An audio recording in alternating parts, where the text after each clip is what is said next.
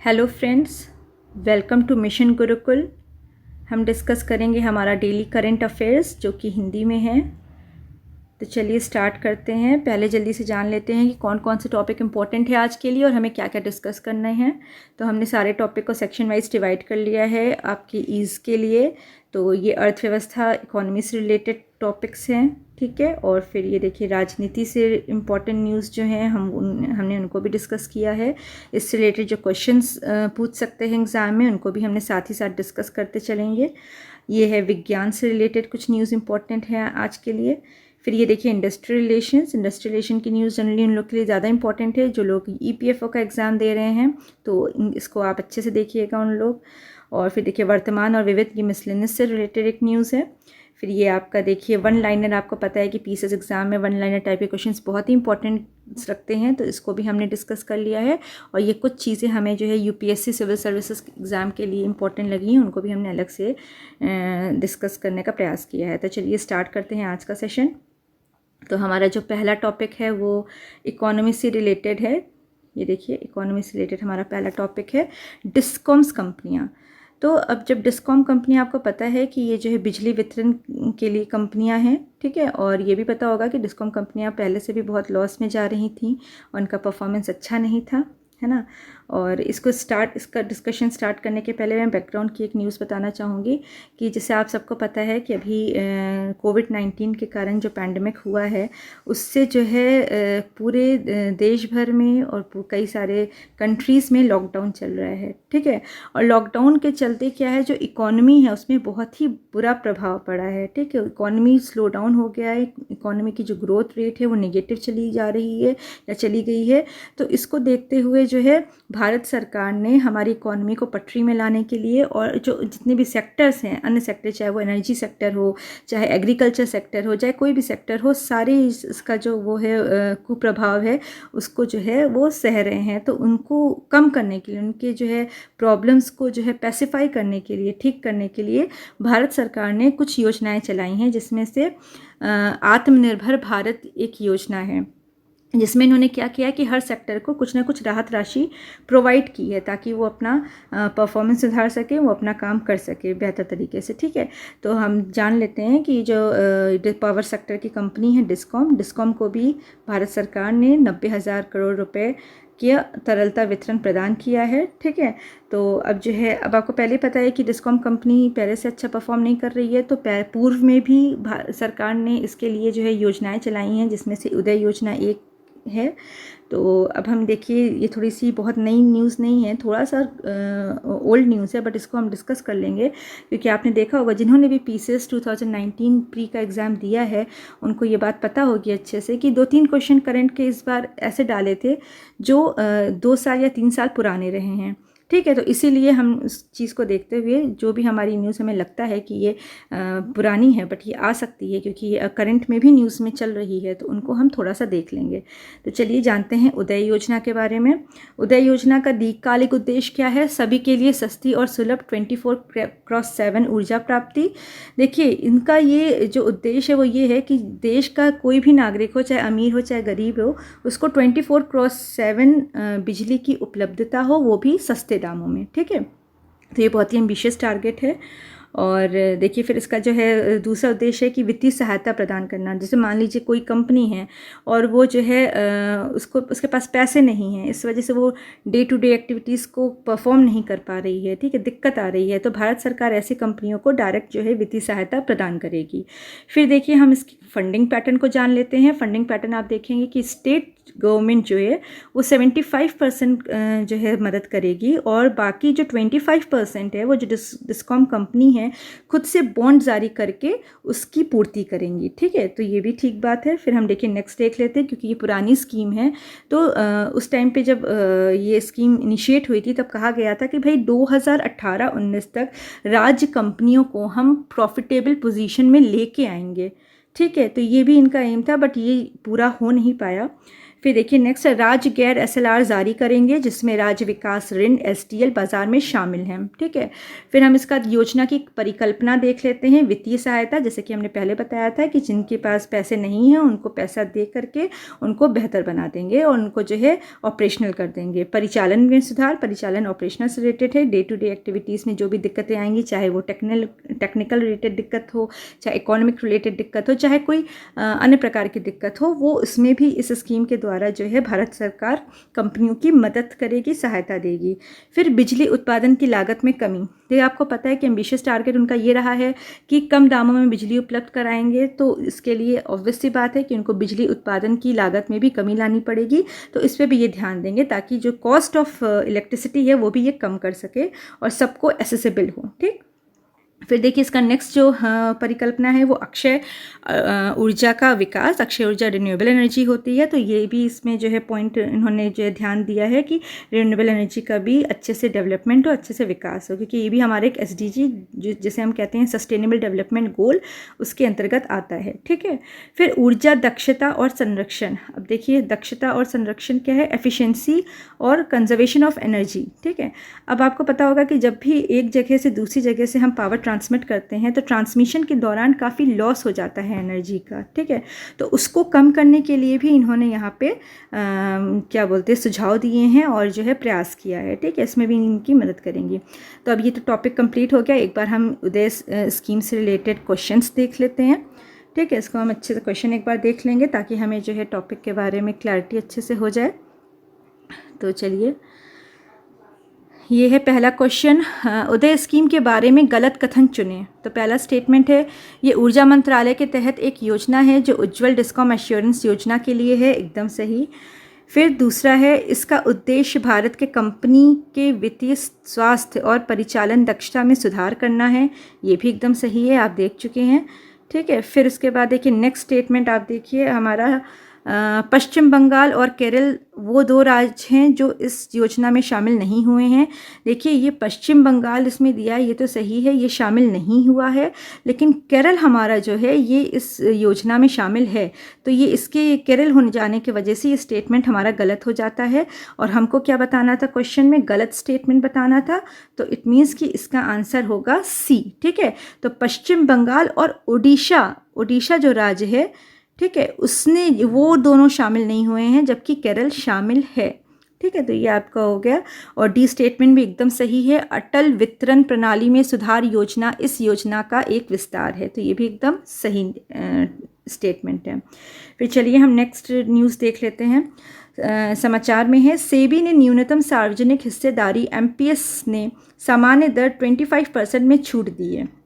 देखिए क्या होता है, जब भी कोई कंपनी होती है तो सेबी ऐसा चाहता है कि भाई हर कंपनी में एक सार्वजनिक हिस्सेदारी हो मिनिमम, उससे कम हिस्सेदारी वो ना हो, इतनी मतलब एक लिमिट है कि भाई पब्लिक का जो शेयर होल्डिंग है वो इतना % तो होना ही चाहिए। बट अभी क्या हुआ है, सेबी ने जो है इसको रिलैक्स कर दिया है, 25% की जो आपकी लिमिट थी उसमें छूट प्रदान कर दी है। अब ये है कि मान लीजिए अगर आपकी 25% नहीं भी हो पाते हैं तो भी इसमें कोई सेबी जो है पेनल्टी या कोई भी जो है रोक नहीं लगाएगा। ठीक है, अब देखिए ये नियम भारत की सभी सूचीबद्ध कंपनियों पर लागू है, मतलब जितनी भी लिस्टेड कंपनीज हैं उनमें ये नियम लागू होगा। ठीक है, फिर देखिए अब आपको कंपनी के बकाया इक्विटी शेयरों का 25% अनिवार्य रूप से जनता के पास होना चाहिए। ठीक है, तो मतलब 25% जो है यही बात कही गई थी, तो अभी के लिए उन्होंने इसमें छूट दी है। तो अब एक चीज़ थोड़ा सा और देख लीजिए कि जब बजट आया था, ये जो थर्ड पॉइंट है, जब बजट आया था तो बजट में ये बात कही गई थी कि जो 25% की जो सीमा है उसको बढ़ा करके से 35% कर देनी चाहिए, मतलब कि पब्लिक का जो शेयर है वो हर कंपनी में जो लिस्टेड कंपनी है उसमें 25% से बढ़ा करके 35% हो जाना चाहिए। बट अभी के लिए 25% के लिए भी सभी ने छूट दी है किसी कारणवश। ठीक है, तो ये भी देख लेते हैं। देखिए एक क्वेश्चन हम यहाँ पे जो है डिस्कस कर लेते हैं, क्वेश्चन नंबर 3। इसमें 4 स्कीम दी है और ये एक स्टेटमेंट कहा गया है। ठीक है, तो बताना है कि ये जो स्टेटमेंट है वो किस स्कीम के अंतर्गत आता है। तो स्टेटमेंट है, जो सरकार की योजना 2022 तक देश के प्रत्येक ग्रामीण घर में 24/7 निर्बाध बिजली की आपूर्ति की परिकल्पना करती है। तो ये बात किस स्कीम के लिए कही गई है, उदय के लिए कही गई है या आदित्य के लिए कही गई है या पंडित दीनदयाल उपाध्याय ग्राम ज्योति योजना के लिए कही गई है या फिर आपकी उजाला के लिए कही गई है। ठीक है, तो आप देख सकते हैं कि उदय के लिए नहीं ये बात कही गई है, आदित्य स्कीम के लिए भी ये बात नहीं कही गई है, जो कि इससे रिलेटेड है, बट ये जो पर्टिकुलर स्टेटमेंट है वो इस स्कीम में नहीं कहा गया है। फिर किसमें कहा गया है, तो सी इसका राइट आंसर है, पंडित दीनदयाल उपाध्याय ग्राम ज्योति योजना, इसमें ये बात कही गई है। उजाला जो है आपका LED बल्ब से रिलेटेड है स्कीम। ठीक है, तो इसका आंसर हो जाएगा सी, यानी DDUGJY। ठीक, फिर चलिए हम एक बार हमारा जो एक क्वेश्चन यहाँ पे रह गया है इसको भी हम डिस्कस कर लेते हैं, क्वेश्चन नंबर 1। ठीक है, इसको भी हम जल्दी से एक बार देख लेते हैं। PM ई-विद्या योजना के तहत निम्नलिखित में से किस पहल को एकीकृत किया जाएगा। देखिए इसमें कई सारे स्टेटमेंट, इसमें ये बताना है कि कौन सा जो पहल है वो PM ई-विद्या के अंतर्गत आता है। तो पहला दीक्षा, एक राष्ट्र एक डिजिटल मंच, ये भी PM ई-विद्या के अंतर्गत आता है। TV एक वर्ग एक चैनल, ये भी PM ई-विद्या के अंतर्गत आता है। स्वयं स्कूल और उच्च शिक्षा के लिए MOC, ये भी आता है। DC अलग से सक्षम के लिए अध्ययन सामग्री, ये भी आपका PM ई-विद्या में आएगा। IIT PAL, ये IIT और JEE और NET की तैयारी कराता है, ये भी आपका PM ई-विद्या में आएगा। AIR, ये सामुदायिक रेडियो और CBSE शिक्षा वाणी पॉडकास्ट, ये भी देखिए आपका PM ई-विद्या के अंतर्गत आएगा। जो नहीं आएगा वो क्या है आपका मनोदर्पण। ठीक, मनोदर्पण आपका जो ये है समर्थन, ये आपका जो है PM ई-विद्या के अंतर्गत नहीं आता है, बाकी सारे जो है आपके आते हैं। तो इसका आंसर आप देख लेंगे क्या हो जाएगा, इसका आंसर हो जाएगा यहाँ पे आपका सी। ठीक है, सी इज़ द राइट आंसर। ठीक, तो इसका आंसर हो जाएगा सी। तो चलिए हम बढ़ते हैं हमारे नेक्स्ट टॉपिक की ओर। हमारा नेक्स्ट सेक्शन आता है पॉलिटी सेक्शन। तो अब देख सकते हैं आप, ये पॉलिटी में जो है अभी न्यूज़ में है जम्मू और कश्मीर अधिवास नियम को डोमिसाइल रूल्स और लॉज भी बोलते हैं। अब आपको पता होगा कि अनुच्छेद 370 और 35A अब रिपील हो चुका है, अब ये एग्जिस्ट नहीं करता, पहले ये एग्जिस्ट करता था। अब ये देखिए क्योंकि अभी हाल ही में रिपील हुआ है 2019 में, तो ये ज़रूर क्वेश्चन इससे एग्ज़ाम में आ सकते हैं। ठीक है, तो आपकी पॉलिटी की लक्ष्मीकांत में भी ये जो चैप्टर होगा स्पेशल प्रोविजंस का, उसको भी प्लीज़ आप अच्छे से पढ़ लीजिएगा, क्योंकि स्टैटिक पोर्शन में इससे क्वेश्चन पूछ सकता है। तो आर्टिकल 370 और 35A बहुत अच्छे से करके जाइएगा। ठीक है, तो एक बार हम डिस्कस कर लेते हैं कि देखिए 35A क्या बोलता था, वो परमानेंट रेसिडेंट की बात करता था। ठीक, परमानेंट रेसिडेंट मीन्स मतलब जम्मू एंड कश्मीर से यहाँ पे के अन्य राज्यों में क्या होता है कि कोई भी दूसरे राज्य को भी आप एम्प्लॉयमेंट की सुविधा या प्रॉपर्टी खरीदने की सुविधा या रहने की सुविधा देते हो, लेकिन जम्मू एंड कश्मीर में ऐसा नहीं था। अब तो हो गया है, पहले जब आर्टिकल 35A एग्जिस्ट करता था तब उस टाइम में क्या होता था कि वहाँ पे जम्मू एंड कश्मीर में जो परमानेंट रेसिडेंट के अंदर लाइक करता था, एक डेफिनेशन दी गई थी परमानेंट रेसिडेंट की, और उसमें जो एलिजिबल होता था, जो फिट होता था, केवल वही जो है वहाँ के स्पेशल राइट्स का हकदार होता था, बाकी अन्य व्यक्ति नहीं होते थे। ठीक है, तो अब एक बार हम देख लेते हैं कि क्या क्या उनको अधिकार प्राप्त थे, क्या क्या नहीं थे। तो सबसे पहले ये जानेंगे कि ये जो आर्टिकल 35A है वो परमानेंट रेसिडेंट को डिफाइन करता है। फिर ये बताता है कि इसमें जो है ऐसे स्थायी निवासियों पर किसी विशेष अधिकार और विशेष अधिकारों का उल्लेख करना या अन्य व्यक्तियों पर सम्मान के रूप में कोई प्रतिबंध लगाना, जैसे राज्य सरकार के अधीन रोजगार, मतलब कि जो स्टेट एम्प्लॉयबिलिटी थी वो केवल परमानेंट रेसिडेंट्स के लिए थी।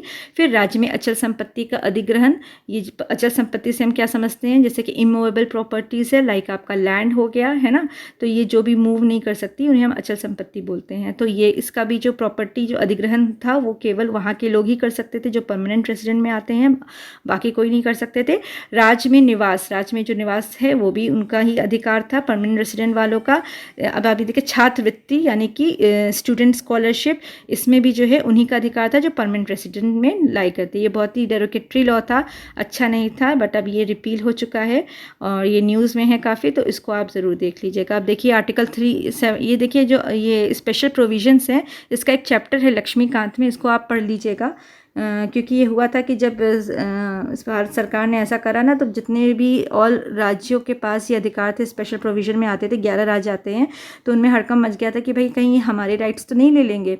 बट फिर बाद में होम मिनिस्टर अमित शाह ने ये क्लैरिफाई किया कि नहीं, हमारा कोई भी मंशा ऐसा नहीं है अन्य राज्यों का स्पेशल प्रोविज़न लेने का वापस। ठीक है, तो फिर चलिए इस क्वेश्चन को देख लेते हैं। निम्नलिखित में से कौन सा कथन भारतीय संविधान के संबंध में सही है? या सॉरी, यहाँ पे मेंशन नहीं है, यहाँ पे गलत स्टेटमेंट बताना है, इनकरेक्ट स्टेटमेंट। तो पहला स्टेटमेंट है, अनुच्छेद 371 से 371 जे में 11 राज्यों के लिए विशेष प्रावधान है, एकदम सही। फिर आपका सेकंड स्टेटमेंट है, सभी 7 उत्तर पूर्व राज्यों में अनुच्छेद 371 से 371 जे के बीच विशेष प्रावधान है। देखिए यहाँ पे 7 जो उत्तर पूर्वी राज्य हैं वो 7 ना होकर 6 होंगे, क्योंकि मेघालय इसमें नहीं आता है। ठीक है, तो मेघालय इससे अलग है, तो इसका आंसर जो है बी हो जाएगा, क्योंकि यहाँ पे गलत स्टेटमेंट पूछा है क्वेश्चन में, तो B is the right answer. ठीक है, अब ये अनुच्छेद 371 गुजरात और महाराष्ट्र के विशेष प्रावधान से संबंधित है, ये एकदम सही है। अनुच्छेद 371 आई गोवा के विशेष प्रावधान से संबंधित है, ये स्टेटमेंट भी बिल्कुल सही है। फिर देखिए हम डिस्कस कर लेते हैं विज्ञान से रिलेटेड एक न्यूज़। इसमें देखिए समाचार में है लीज़ा। अब लीज़ा क्या है? ये देखिए आपका लीज़ा क्या है? एक तरीके का वेंटिलेटर होता है ये। ठीक, लीज़ा हमारा एक तरह का वेंटिलेटर है। क्या होता है, जैसे कि हम एडल्ट्स हैं, एडल्ट्स में जब भी आपको कोई सांस की दिक्कत आती है या फेफड़ों की बीमारी हो जाती है, तो क्या होता है कि ब्रीदिंग प्रॉब्लम को वो जब ज़्यादा सीवियर हो जाती है, तो उसको जो है ठीक करने के लिए या उनको जो है राहत प्रदान करने के लिए वेंटिलेटर का इस्तेमाल किया जाता है। यही वेंटिलेटर पहले जो नवजात शिशु थे उनके लिए भी इस्तेमाल किया जाता था, बट उससे उनके जो इंटरनल और डेलिकेट ऑर्गन्स थे वो काफ़ी उनको हार्म हो जाता था। ठीक है, तो उसको जो है थोड़ा सा बचाने के लिए एक नई टेक्निक आई है लीज़ा की, तो ये भी वेंटिलेटर की तरह ही काम करेगा, लेकिन वो थोड़ा सा जो इंटरनल ऑर्गन को जो नुकसान है वो कम पहुंचाएगा। ठीक है, तो इसलिए ये लेके आए हैं। चलिए दूसरी न्यूज़ देख लेते हैं।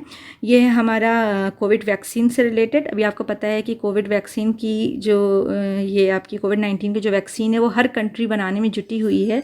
ठीक है, तो यहाँ भी जो एक वैक्सीन को जो सक्सेस मिली है थोड़ी बहुत, वो है यूएस मॉडर्न कोविड-19 वैक्सीन। ये सबसे पहले सकारात्मक प्रतिक्रिया दिखाने के लिए वैक्सीन को बहुत बड़ा सफलता माना जाता है, क्योंकि ये पहला वैक्सीन है जिसने वायरस के खिलाफ एंटीबॉडी तैयार की है। ठीक है, ये पहली वैक्सीन है जिसने क्या किया है कि ह्यूमन के अंदर इससे रिलेटेड इस बीमारी से लड़ने के लिए जो एंटीबॉडीज़ रिक्वायर्ड होती हैं वो क्रिएट करने में ये सक्सेसफुल रही है। तो ये बहुत अच्छी न्यूज़ है हम सब के लिए और पूरे वर्ल्ड के लिए। तो होप करते हैं कि इससे ये अपने पूरे फाइनल स्टेज में सक्सेस इसको मिलेगी। तो चलिए अब क्योंकि ये आपकी इसकी बात आई है, टीका की बात आई है, तो एक बार टीके से रिलेटेड हम एक क्वेश्चन डिस्कस कर लेते हैं। निम्नलिखित में से कौन सा कथन टीका के संबंध में गलत है? यहाँ पे भी इनकरेक्ट पूछा है। तो पहला स्टेटमेंट है, साल का टीका टेटनस से जुड़ा है। ये पहला ही स्टेटमेंट गलत हो जाता है, क्योंकि आप सबको पता होगा कि साल का टीका आपका जो है टेटनस से नहीं बल्कि पोलियो से जुड़ा हुआ है। ठीक है, तो ये स्टेटमेंट गलत हो गया आपका, और गलत ही पूछा है, तो इसका आंसर ए हो जाएगा। Second statement, BCG vaccine TB से संबंधित है, ये एकदम सही है। फिर एमएमआर वैक्सीन खसरा, गलसुआ, रुबेला से संबंधित है, ये भी एकदम सही है। इनमें से कोई भी नहीं। ठीक है, चलिए तो इसका आंसर आपको पता हो गया है। फिर अभी इंडस्ट्रियल रिलेशन का न्यूज़ हम पढ़ेंगे। ईपीएफओ ने जमा में देरी के लिए लगने वाली पेनाल्टी और डैमेज स्थापना के मानक को आसान बना दिया है। तो देखिए इसमें भी इन्होंने जो है कुछ राहत प्रदान की है। पहले क्या था कि पेनाल्टी और डैमेज की जो वो थे मानक थे वो थोड़े स्ट्रिक्ट थे, अब उनको थोड़ा उन्होंने ईज़ कर दिया है। तो ये भी अच्छी न्यूज़ है लोगों के लिए। तो इससे रिलेटेड भी एक क्वेश्चन हम डिस्कस कर लेते हैं। ईपीएफओ और एमपी अधिनियम 1952 के बारे में निम्नलिखित में से कौन सा कथन सही है? कौन सा कथन गलत है बताना है यहाँ पे। ठीक है, हाँ, कौन सा कथन गलत है? तो देखिए धारा 7Q डैमेज की बात करती है, तो ये स्टेटमेंट गलत है। ठीक है, क्योंकि धारा 7Q डैमेज की बात ना करके धारा 7Q दंड ब्याज दर की बात करती है। ठीक है, फिर सेकंड स्टेटमेंट है धारा 14B आपका ब्याज दर के बारे में बात करती है, नहीं तो ये भी गलत हो जाएगा, क्योंकि ये डैमेज की बात करती है। यहाँ पे हमने जो है इंटरचेंज कर दिया है स्टेटमेंट। तो धारा 14B इसका ये स्टेटमेंट सही होगा, धारा 7Q के लिए ये स्टेटमेंट सही होगा। ठीक है, तो इसका तो जो करेक्ट आंसर हो जाएगा कि कोई भी सही नहीं है इसके लिए। ठीक है, फिर चलिए हम मिसलेनियस टॉपिक देख लेते हैं। समाचार में आवास और शहरी मामलों के मंत्रालय ने वर्ष 2019-20 के लिए कचरा मुक्त शहरों की स्टार रेटिंग जारी की है। ठीक है, तो यहाँ पे 5 स्टार रेटिंग जारी किया है किन के लिए? अंबिकापुर, सूरत, राजकोट, मैसूर, इंदौर, ठीक है, नवी मुंबई, इन सब के लिए इन्होंने जो है 5 स्टार रेटिंग जारी की है। ठीक है, इसको देख लीजिएगा। इससे रिलेटेड एक हम क्वेश्चन देख लेते हैं। कचरा मुक्त शहरों की स्टार रेटिंग के संबंध में निम्नलिखित में से कौन सा सही है? ठीक है, इसमें भी देखिए इनकरेक्ट बताना है। ये पेयजल और स्वच्छता मंत्रालय के अधीन है। ये पहला स्टेटमेंट गलत हो जाता है क्योंकि आपने अभी अभी पढ़ा है कि ये पेयजल नहीं बल्कि ये आवास और शहरी मंत्रालय से रिलेटेड है, तो ये स्टेटमेंट गलत हो जाता है और यहाँ पे गलत पूछा है, तो इसका आंसर करेक्ट होगा ए। ठीक, तो एक बार इसके और स्टेटमेंट्स भी हम देख लेते हैं। तो ठोस कचरा प्रबंधन के लिए 25 प्रमुख मापदंडों के आधार पर शहरों की रेटिंग 7 स्टार रेटिंग प्रणाली पर होगी। सही है। शहरों का एक निश्चित स्टार रेटिंग प्राप्त करने के लिए स्व मूल्यांकन और स्व सत्यापन करने की आवश्यकता होती है। ये भी सही है। वर्ष 2019-20 के लिए 5 स्टार रेटिंग वाले शहर अंबिकापुर, सूरत, राजकोट, मैसूर, इंदौर और नवी मुंबई हैं। ये भी एकदम सही है। ठीक है, अब एक बार हम मिसलेनियस क्वेश्चन देख लेते हैं जो हमारा 1 लाइनर है। ये भी बहुत इंपॉर्टेंट है, आपको पहले बता चुकी हूँ। तो चीन ने हाल ही में पाकिस्तान के साथ मिलकर गिलगित बाल्टिस्तान क्षेत्र में डायमर भाषा बांध का निर्माण किया है। ठीक है, तो देखिए यहाँ पे आपको पता है पहले भी ये इसकी बात कर चुका था निर्माण करने का। 1980 के करीब में, एग्जैक्टली याद नहीं है ना, बट 1980 के करीब में ये पहले भी मांग कर चुका था। ठीक है, बट उस टाइम पे वो सक्सेसफुल नहीं हुआ, तो फिर से ये बात छेड़ी है, तो ये न्यूज़ में है। तो अब जब न्यूज़ में है तो एक बार इसको देखना कि डायमर भाषा बांध कहाँ पे है, पाकिस्तान में है। तो ये आप ध्यान रखिए क्योंकि कभी कभी पीसीएस प्री में ऐसे पूछ लेता है कि डैम कौन सा डैम कहाँ पे लाई करता है। ठीक है, तो ये एक बार देख लीजिएगा। दूसरा है चरण पादुका। अभी आपको पता है कि जितने भी लेबरर्स हैं और ये जो माइग्रेंट्स हैं वो एक राज्य से दूसरे राज्य में अपने घर वापसी कर रहे हैं, है ना।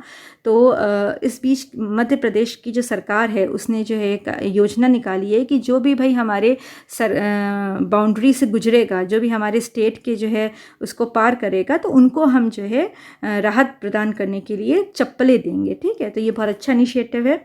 फिर इसको भी हम देख लेते हैं। पिनंगा एंडामानेसिस, ये क्या है? ये एक तरीके की प्रजाति है, पाम की प्रजाति। आपको पता है पाम सबसे ज़्यादा अफ्रीका में पाए जाते हैं, उनका प्रोडक्शन नाइजीरिया में सबसे ज़्यादा होता है। ठीक है, तो ये जो प्रजाति पिनंगा है वो जो है अंडमान की है, अंडमान आइलैंड की ये प्रजाति है, जो कि अभी इसको IUCN ने क्रिटिकली इंडेंजर्ड कैटेगरी में डाला है। आपको पता होगा IUCN एक संस्था है जो स्पीशीज़ का क्लासिफाई करती है, उसकी वल्नरेबिलिटी, क्रिटिकली इंडेंजर्ड की कैटेगरी और इंडेंजर्ड की कैटेगरी के अकॉर्डिंग जो भी उसका पैरामीटर है वो एक बार आप IUCN का देख लीजिएगा इसको भी। ठीक है, और चलिए फिर हम नेक्स्ट टॉपिक की ओर बढ़ते हैं। यह है हमारा राष्ट्रीय संग्रहालय दिवस। इसका जो थीम है वो है समानता के लिए संग्रहालय, विविधता और समावेश। अब आपको पता है कि इस तरह की जो थीम के क्वेश्चंस हैं वो भी कई बार पीसीएस एग्ज़ाम में और अन्य एग्ज़ाम में पूछे जा चुके हैं।